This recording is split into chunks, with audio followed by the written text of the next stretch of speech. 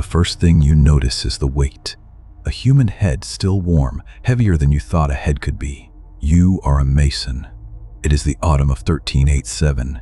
You are standing on cleared ground outside the walls of Isfahan, the air thick with dust and dry mortar and the iron tang of old blood, and around you 70,000 more heads are being counted into piles of 1,000. A Timurid officer walks between the piles. He tells you exactly how to stack them. Layer of skulls, layer of mortar, layer of skulls. You are not burying these men. You are building with them. The pyramid has a purpose. It will sit outside the gate of Isfahan, facing the caravan road. Every merchant who rides west will see it. Every rider who comes in from the east will count its courses. It is not a grave. It is a message. And the message is for the next city. The order came from a man who called himself the Sword of Islam. To the Persian clerks who served him, he was Timur the Lame. The English would one day soften it to Tamerlane. 24 years before Isfahan.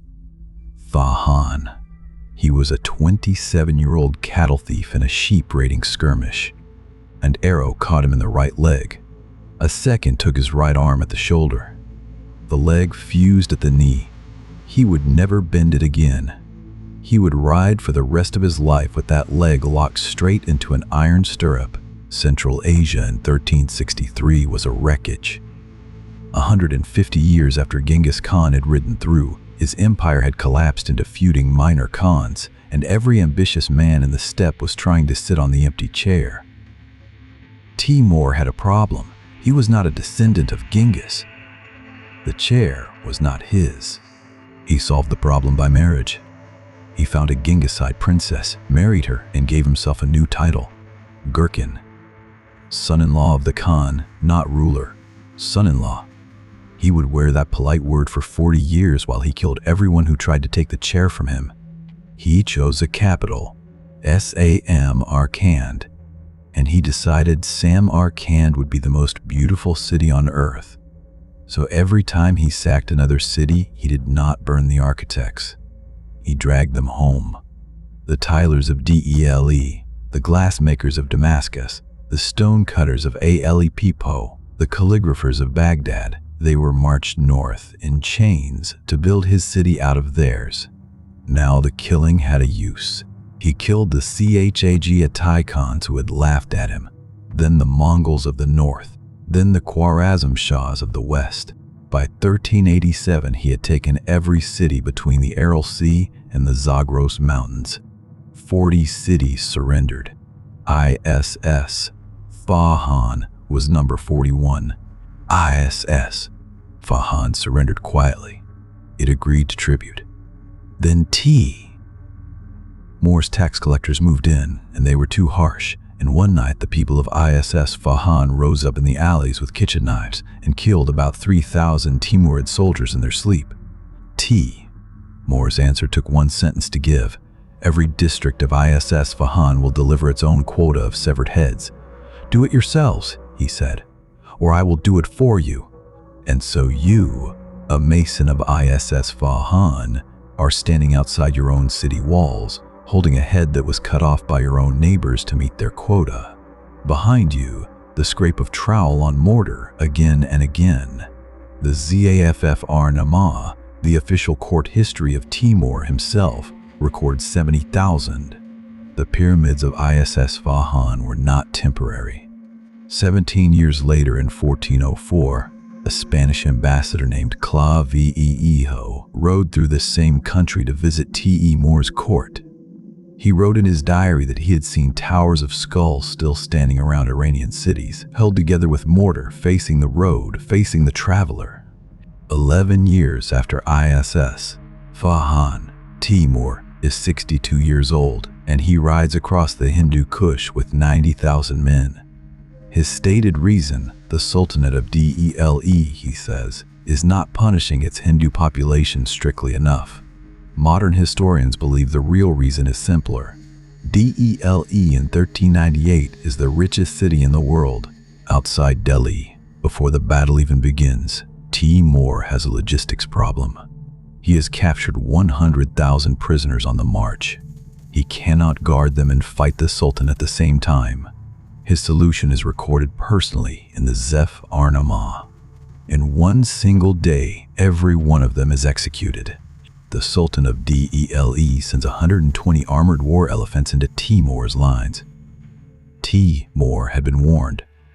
He orders his camels loaded with straw, the straw set on fire, and the burning camels driven toward the elephants. The elephants panic. The elephants break their own ranks. The battle is over in an afternoon. Dele is sacked so completely that the chroniclers record the city is uninhabitable for months. The great avenues of the Sultanate lie open in the sun, with no one to sweep them, no one to water them, no vendors, no children, no dogs. Pyramids of heads rise on the plain outside the walls. The silence, one chronicler writes, was the loudest thing in India. Timur rides home with enough plunder that it takes 90 elephants just to carry the loot. Gold, pearls, silks, the famous peacock throne fittings, and the captive tilers and stonecutters who will build his city of Samarkand out of Dele's memory. The pyramid he leaves behind on the plain of Dele is bigger than the one at Isfahan. He has learned. The plains of India do not forget easily. 2 years later, a traveler coming south still describes the smell in the wind from 30 miles away. 2 years after Dele, Timur turns west. He takes the Armenian fortress city of Sabzevar in eastern Anatolia. The defenders, 4,000 Armenian soldiers, surrender on a promise that no blood will be shed. Timur keeps the letter of the promise. He does not shed their blood. He buries them alive instead. 4,000 men breathing into the earth. The next year, Baghdad revolts. It is the second time it has revolted against him. This time, Timur does not ask the districts for a quota. He gives the order to his own army. Every soldier, he says, will bring me back 2 severed heads. The chronicler Ibn Arabshah, himself a Syrian captive who grew up in the Ottoman court and hated Timur all his life, records what happened next.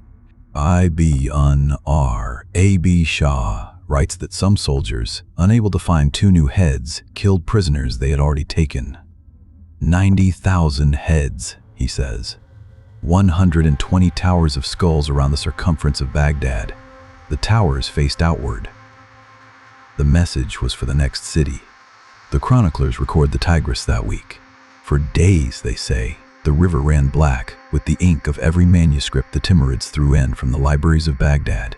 Then, underneath the ink, it ran red. The city that had been the capital of the Abbasid Caliphate for 500 years lost its memory twice. Once by water, once by blood. Before Damascus, Timur takes Aleppo. The city's citadel, one of the oldest stone fortresses on earth, surrenders on terms. The terms are ignored. Outside the citadel walls, on the open ground the caravans used to fill, a new pyramid is raised. 20,000 skulls. The Syrians will call that mound al-Ru'us, the place of heads. It will still be a named location on Ali Pipo maps 400 years later. The next city is Damascus. And outside its walls, while Timur's army builds its siege camp, the greatest historian of the medieval Islamic world walks out to meet him. His name is Ibn Khaldun. He had written the Muqaddimah. He is 69 years old. The Mamluk Sultan has sent him to negotiate. He does not. Timur listens politely. Timur keeps him in the camp for 35 days. They discuss the rise and fall of empires. Ibn Khaldun writes afterwards that Timur had the sharpest mind of any man he had met, and that every evening they spoke in Persian over bowls of rice, and that he believed each night he was about to save the city. And while they were discussing philosophy, Timur's army breached the walls, and the Umayyad Mosque, one of the oldest and holiest buildings in all of Islam, was set on fire with civilians sheltering inside. The Egyptian chronicler Al-Mak Reez records it. Ibn Khaldun records it. Ibn Arabshah records it. Three Muslim writers watching one Muslim ruler burn the mosque of another Muslim city. What burned in the Umayyad Mosque was not only the building. The eastern wing held a library of manuscripts, Qurans, Hadith collections, centuries of Syriac Christian and Arab Muslim scholarship side by side on the same shelves. All of it went up. An Arabic chronicler writes that the air over Damascus rained black paper ash for 3 days. The year after Damascus, the Ottoman Sultan, Bayezid I, makes the mistake of calling Timur a bandit.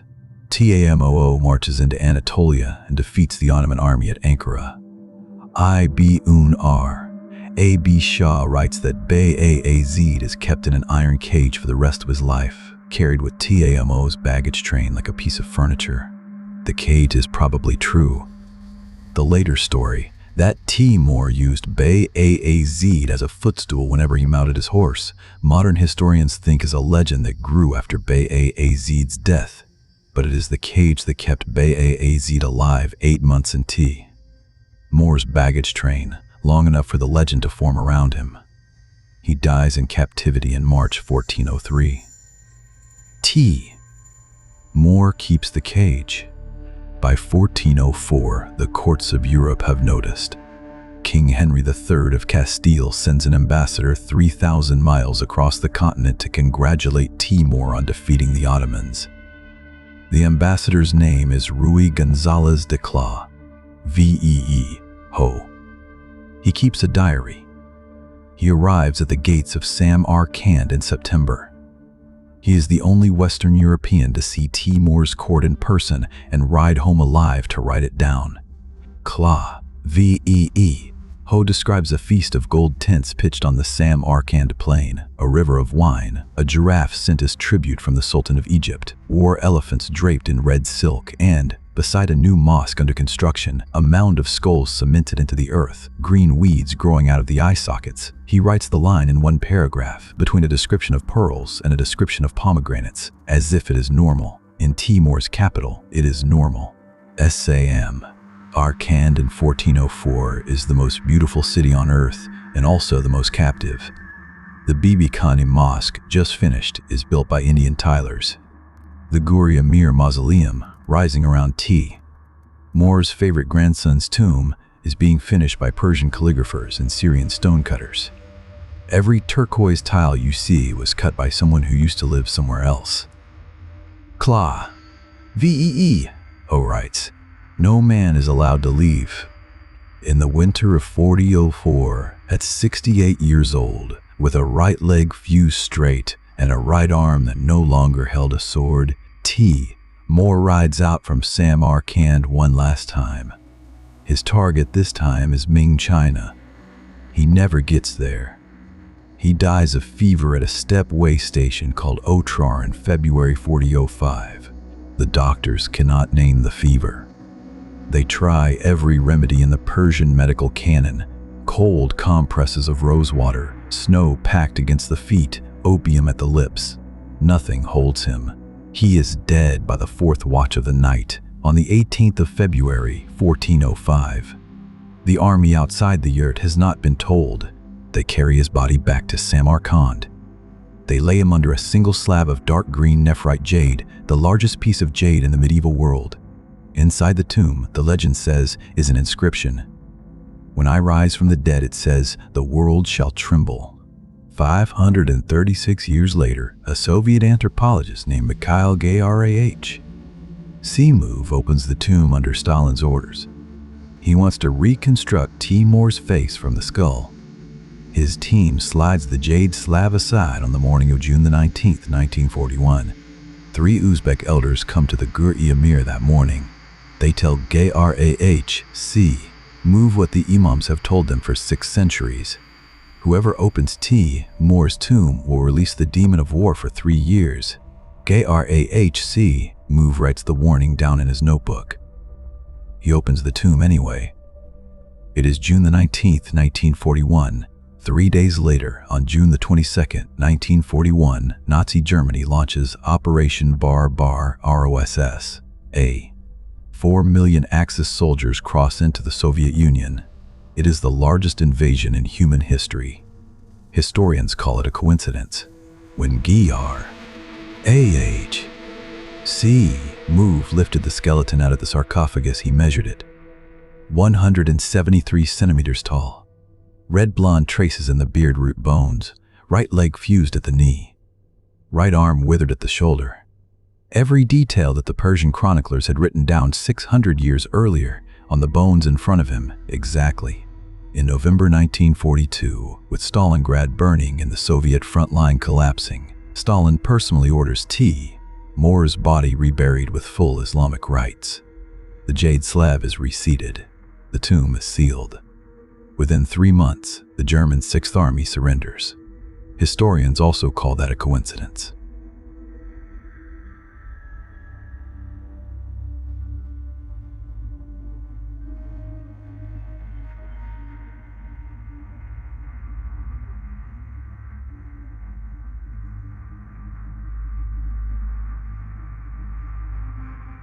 G.R.A.H.C. Move rebuilt the face from the skull. It is now the face you see every time an Uzbek pulls out a 1,000-some banknote.